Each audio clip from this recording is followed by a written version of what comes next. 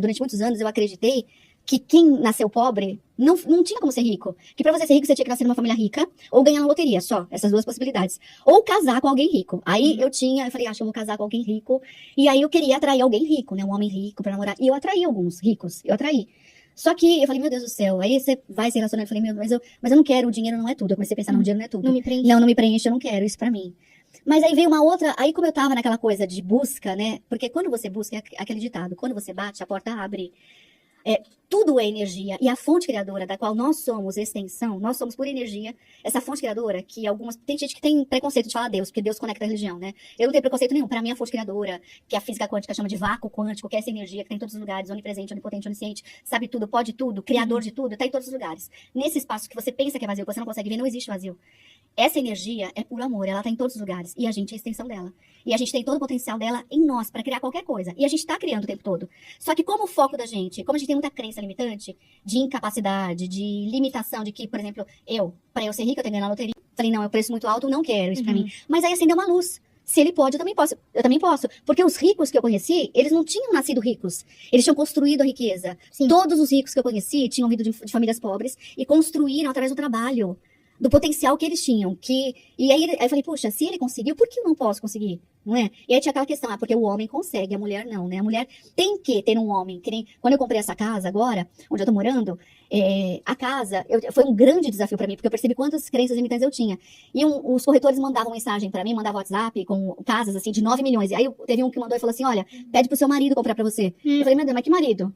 Mas quer dizer que se eu não tiver um marido rico, eu não vou ter a casa? Pede pro seu marido comprar pra você. Aí me veio um site assim, eu falei, não, meu marido é o universo. Eu sou o universo, eu posso fazer qualquer coisa. Mas quando eu vi aquele valor, eu também achei que era muito pra mim. Eu percebi o quanto eu tinha, e foi um desafio muito grande pra eu conseguir realizar esse sonho. Foi um outro desafio. Mas assim, voltando no que eu tava falando, do desafio de realizar os negócios, né?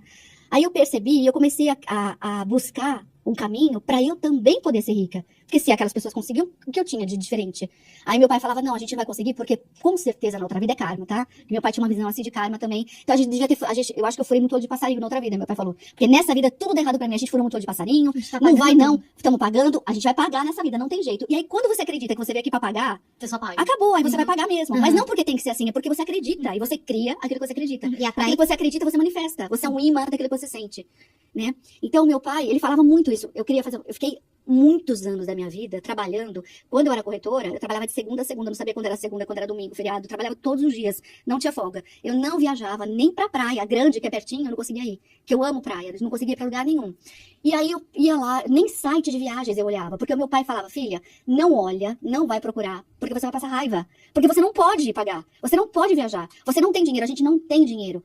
Aí eu falei, tá bom, eu não tenho dinheiro, mas sabe o que eu vou fazer? Eu fui no Carrefour, comprei uma cadeira de praia, botei no quintal, falei, vou tomar sol aqui é a minha praia. Eu comecei a encontrar formas de criar lazer na minha vida. Sim. Mas Você eu não não tem a praia, sabia. a praia tá ali. Eu criei a praia no quintal, era um corredor da casa da minha mãe. Depois eu montei lá, eu botei uma cadeira de praia confortável, gostosa. E eu fechava os olhos e me sentia na praia mesmo. Aí depois, olha só como as portas vão se abrindo. Por quê? Porque as pessoas falam, mas eu não tenho como sonhar, porque eu não tenho.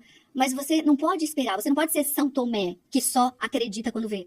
Porque a vida não acontece dessa forma. Primeiro você tem que acreditar pra fazer acontecer. Você acredita, você sente, que nem eu, botei a cadeirinha do Carrefour e senti que eu tava na praia. E as oportunidades começaram a surgir. A primeira oportunidade foi que eu fui, era um feriado prolongado, e tava um solzão, e todo mundo viajando, e aí eu ficava naquela de ficar sentindo inveja de quem tava viajando, né? Todo mundo pode, menos eu, que é um outro sabotador, ficar sentindo inveja, porque aquilo que você sente, que não é gostoso, tá sendo um imã de mais sentimentos e mais acontecimentos pra confirmar o que você tá sentindo. Então eu ficava sentindo inveja, vinha mais situações pra eu não conseguir realizar meu sonho, pra invejar mais ainda os outros. Pra aquilo não vir pra mim. Aí eu falei, não vou ficar conectada com nada disso. Fui arrumar o cabelo. Falei, vou cuidar de mim, vou arrumar o cabelo. Cheguei na cabeleireira e encontrei uma professora do ensino público. E ela falou, olha, eu vou no Sesc, eu vou de graça. Sabia que você pode tomar sol de graça no Sesc? Eu falei, não, existe Sesc em Santo André? Ela falou, existe. Se você quiser, vamos lá. Ela tava morenaça, uma cor linda, maravilhosa. E eu branca neve. Eu falei, quero. Eu fiquei olhando aquela cor dela. Eu falei, nossa, já me senti numa praia, assim. Eu fui com ela, ela me levou. Ela passou na minha casa, me pegou. Sesc tem piscina, né? Piscina, um clube fantástico. Aí a gente colocou a toalha, deitamos lá no gramado, assim. Gente, que delícia. E eu comecei era de graça, não precisava ser sócia, nem carteirinha do Sesc eu tinha. A gente podia entrar e sair. Então eu comecei a frequentar e comecei a me sentir no resort. Aí eu deitava lá no Sesc e me sentia no resort. Eu nem sabia como que era o resort. Nunca tinha conhecido um resort na minha vida. Aí Você visualizava. Fechava os olhos e me sentia a brisa do mar, o cheiro do mar, o vento, sentia os coqueiros, assim. Eu tava no resort, era no Sesc, mas na minha mente era no resort. E as coisas começaram a acontecer, as oportunidades. Aí a minha irmã morava no Rio de Janeiro, e aí ela começou a me convidar para ir pro Rio de Janeiro. Aí eu comecei muito pro Rio de Janeiro. Assim, todo final de semana eu fazia, né? Eu ia de ônibus, pegava o ônibus na rodoviária, viajava a madrugada inteira, chegava lá de manhã, que era baratinho, acho que era 100 e poucos reais a passagem. Ficava hospedada na casa da minha irmã e ia, passeava em Botafogo, ia pra Copacabana. Aí eu comecei a fazer aquilo que eu sonhava, gastando pouquinho. E por incrível que pareça, as portas foram se abrindo pra mim. Aí chegou um dia, mas assim, financeiramente, eu não tava bem financeiramente não, era uma gangorra. Eu Não tava vendia aqui e estável. perdia, não tinha estabilidade. Certo. E eu queria ter uma condição assim que me permitisse, que o meu grande sonho era poder dar uma vida legal pros meus pais. Isso é uma coisa que é importante falar, que quando você tem um desejo, quando o seu propósito envolve outras pessoas, fica mais fácil você conseguir a sua riqueza, conseguir chegar onde você quer, quando você quer ajudar outras pessoas. Porque Por que é uma isso? coisa. Porque nós somos todos um. Sim. Você já ouviu isso, que somos um? Porque a fonte criadora, que criou tudo e conecta tudo, é uma coisa só. Ela se subdividiu e tá tudo conectado, um grande entrelaçamento quântico. Nós estamos todos conectados, como se fosse uma grande rede de internet energética. Só vira um pouquinho assim pra você. Desculpa, isso. Então, é uma grande rede. O provedor é a fonte criadora, a gente tá tudo conectado lá. Uhum. Né? Então, quando eu faço algo pra você, é algo tão verdadeiro que a gente é amor, que quando eu faço algo de bom pra você, a felicidade que eu sinto é maior do que se eu receber esse presente de você. Com certeza. É algo assim incrível. E aí eu tinha muita gratidão e vontade de retribuir, porque a minha mãe teve uma vida muito sofrida. Minha mãe teve 5 filhas. Ela trabalhou desde criança na feira. Ela sempre contava que ela ia de transporte, meu avô levava, ele foi feirante, vendia doces na feira. Ela ia em cima do burrinho, porque era o meio de transporte deles, pra levar as coisas, mercadoria. Então ela teve uma vida assim de muito sofrimento. E eu queria tirar ela, queria dar uma oportunidade de ela conhecer novos lugares bonitos, mostrar o mundo, porque o mundo tem tanto lugar lindo. Eu falei, eu quero conhecer, mas principalmente, eu quero chegar lá, porque eu quero levar minha mãe, eu quero levar meu pai. Meu pai eu não consegui, porque ele partiu já, vai fazer 8 anos. Mas ele nem... Não, ele sabe que eu tenho canal no YouTube, porque tudo o canal no YouTube eu criei depois também, já tinha partido, porque eu nem sonhava que um dia eu ia ter um canal, eu achava que essas coisas não eram pra mim, nem assistia vídeos, nada. E aí eu fui buscando, né? E aí, onde que eu tava falando? Que Você eu me tava perdi um falando pouco. das viagens pro Rio de Janeiro, que tudo que a gente faz com o Você objetivo começou de a ajudar as pessoas. Isso. Aí eu Você queria comecei, ajudar sua mãe. aí eu comecei a ir pro Rio de Janeiro, né? Coisa que antes era uma coisa impossível pra mim, eu não tinha brecha pra nada. Eu trabalhava de segunda a segunda. Aí as oportunidades de folga no trabalho começaram a surgir. Olha só como a gente cria as coisas. Porque antes eu era obrigada a trabalhar de segunda a segunda, era um trabalho escravo. Eu não tinha liberdade pra nada. Mas a liberdade começou a surgir. Olha só, eu comecei a criar a oportunidade. E eu não me prejudiquei. Os clientes parecem uma coisa incrível. Os clientes me aguardavam, eles faziam questão de me aguardar. Tinha feriado prolongado, eu chegava do feriado prolongado, era carnaval, eu tava lá no Rio de Janeiro. Eu chegava na quarta-feira de cinzas, era botar os pés na imobiliária, ligava o cliente comprador, já tinha visto um imóvel, tinha sido indicado por alguém, eu ia lá, mostrava e a venda acontecia. Por você. E queria ser atendido por mim. Eu recebia muita indicação, porque os clientes que compravam comigo, eles gostavam do atendimento e eles sempre voltavam a comprar, indicavam amigos, indicavam parentes. Você gostava desse trabalho? Amava, amava. Eu sempre falei que eu não era vendedora, eu era uma realizadora de sonhos. Eu ajudava as pessoas a realizarem um sonho, que era um sonho que eu tinha. E eu também não tinha casa própria. Era um sonho que eu também tinha. E que eu também realizei, que foi quando eu comprei o meu primeiro apartamento, que pra mim era uma coisa impossível. Mas eu também consegui realizar. Então as coisas foram acontecendo. Aí quando eu conheci, mas mesmo assim eu ainda tinha aqueles altos e baixos. Minha vida ganhava aqui e perdia lá. Aí chegou o vídeo um e-mail, eu recebi um e-mail falando do psiquiatra havaiano, Dr. Ihaliakala Heulen, que tinha, através dessa prática do Ho'oponopono, tinha curado uma ala de presos com doença mental, que eram irrecuperáveis.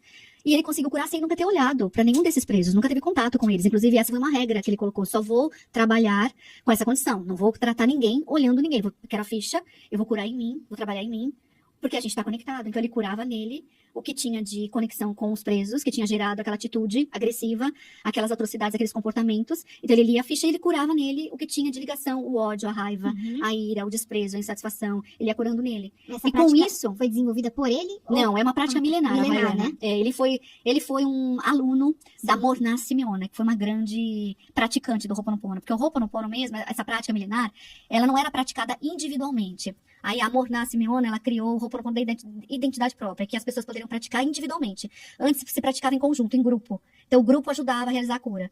E aí ela trabalhou em cima disso e ela criou essa forma de você fazer autocura. E ele conheceu, ele tinha uma questão com a filha dele que tinha uma doença também, que aparentemente era incurável. E ele era um cara cético também. Mas ele foi observando, ele foi percebendo resultados incríveis na vida dele. E ele se tornou o maior seguidor e discípulo dela.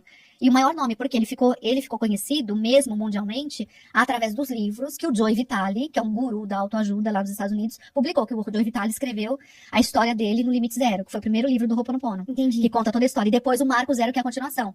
Então, na verdade, embora essa ferramenta seja fantástica, se não fosse o Joe Vitale, que ele tinha um alcance fantástico e o marketing que ele utiliza de propagar é extraordinário, ele realmente, ele também tem uma história muito legal. Ele foi mendigo, o Joe Vitale, e ele é um dos caras, ele é milionário. Ele também teve uma ascensão financeira fantástica.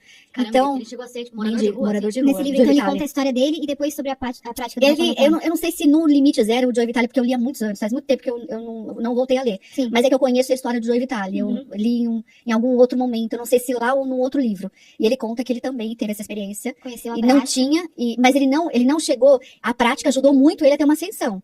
Inclusive, esse livro, o Limite Zero, ele se tornou best-seller antes de ser publicado. Antes de ser publicado, já tinha um monte de gente, porque vazou na internet que ele ia publicar sobre o Caramba. Ho'oponopono, e já se tornou best-seller antes de ser lançado. Esgotou venda na pré-venda. Antes, isso. E aí se tornou um fenômeno. E o mundo conheceu o Ho'oponopono através do Joe Vitale. Uhum. Ele foi o grande difusor mesmo, né? E aí eu conheci através disso. E aí lançou o livro, eu comprei os livros, estudei os livros, achei Conheceu através do fantástico. Através do e-mail, que eu não sei como que chegou até mim. Alguém me mandou, algum amigo. Foi algum amigo que mandou. A gente continua lá, antenado, ele não dorme nunca. Então a gente faz 95% das coisas no piloto automático e a gente só faz o que está programado, as programações mais fortes. Então, muitos hábitos que a gente tem são hábitos de pobreza, que estão criando mais pobreza, hábitos que estão criando mais dificuldade, e a gente não percebe que está fazendo isso. E o Ho'oponopono, quando você se disciplina a praticar diariamente, ele vai limpando no inconsciente o que você não sabe que está lá. E aí, com a prática, você vai tendo mais consciência, você vai percebendo o que você não percebia. Porque a realidade também é percepção, né? Cada pessoa percebe a vida de um jeito diferente. E de acordo com os programas, o que os programas permitem que a pessoa perceba. Eu posso olhar pra você e ter uma visão totalmente distorcida. A gente nunca vê, eu não vou ver você do jeito que você é. Nem você, nem ela, nem ele. Eu só consigo ver através dos programas, do que os meus programas. Então, se eu tenho muitos programas amorosos, eu vou achar que ele é incrível, que você é fantástica, que você é show de bola. Mas tem pessoas que são treinadas, e a gente é treinado desde criança, de que o sol não brilha pra todos, de que pra você brilhar, você tem que competir. Então, você já tá na escola ou na faculdade se formando, você olha para seus colegas, você vê todos como concorrente, entende? Então a gente acredita que para uns ganhar, outros têm que perder. E isso marcou muito pra mim, porque o primeiro carro 0 quilômetro que eu comprei, o dia que eu cheguei com ele na garagem da minha casa, que eu morava com os meus pais, meu pai tava disponível pro mercado de trabalho. Eu falo disponível pro mercado de trabalho porque eu ensino as pessoas a não falarem desempregado, tá? Então, Quando você fala desempregado, é extremamente negativo. Eu tô desempregado. Você tá lá, você manda um comando pra sua mente, que é horrível. Agora, quando você fala, você muda, eu estou disponível, universo, eu estou disponível para o mercado de trabalho. É outra coisa. Eu tô desempregado, você tá, é aquela coisa decadente. Sim. Eu estou disponível para o mercado de trabalho. Você tá Pra que a aberta. melhor oportunidade. Eu tô aberta. O universo traz pra mim a melhor oportunidade. Me conecta com o lugar certo, onde eu vou contribuir, onde eu vou Que colaborar. pode parecer uma bobagem, a pessoa ouvindo, mas é impressionante como uma mudança de expressão tem poder, Muda. de fato. Poder. E a pessoa pode não achar São assim, comandos que ah, você mas dá. cara, que bobagem. Coloca isso em outra perspectiva. Muda essa frase em outra. Ontem mesmo a gente tava aqui comemorando os nossos 500 mil. inscritos Eu vi, no muito evento. E legal, aí, parabéns. a gente falando, não sei o que, 500 mil, daí o Igor falou assim, não, 500 mil. Ele falou, que é uma bobagem. Você pode falar, é mas uma bobagem, muda. mas fala. Meio milhão é muito mais Meio poderoso. milhão é mais Meio poderoso. milhão? Então, 500 mil. Exato. Meio Fica milhão. até mais perto do milhão. Nossa, Né? já Exato. cheguei no milhão. Sim. Você já Fica se a sente uma lá. palavra do milhão. É isso aí. Então, é isso aí. então, por isso que eu tô Muda, falando, muito. às vezes mas é bobagem, mas é só semântica, é só uma palavra. Não, não é. Não Não é é. Você bobagem. coloca a energia naquilo. A palavra. Se uma palavra pode mudar uma piada, o que ela pode fazer na tua vida? Verdade. Né? Às vezes a gente Muda. tá escrevendo. Não é, Xanda? A Xanda sabe disso. Você tá escrevendo uma piada, às vezes você troca um colocar por enfiar, a piada fica 10 vezes mais engraçada. Então, a palavra Porque você tem trocou uma poder. palavra. Imagina o poder disso na tua vida. Não dá pra duvidar As disso. palavras são mágicas, de verdade. Porque as palavras, se você repete, você reclama o dia inteiro. Então, se você reclama o dia inteiro, você tá o dia inteiro falando de coisas que você não quer, de coisas desagradáveis. Você tá dando comandos pra sua mente para que mais coisas desagradáveis, a sua mente, todas essas palavras, toda reclamação, cada reclamação é um comando, é uma programação que você tá colocando e a mente, ela acha que aquilo é legal, ela não sabe o que é legal e o que não é. Ela vai te conectar com mais situações pra você reclamar mais. E você fica insatisfeito até com coisas agradáveis que acontecem, Isso. porque sua mente está condicionada a reclamar.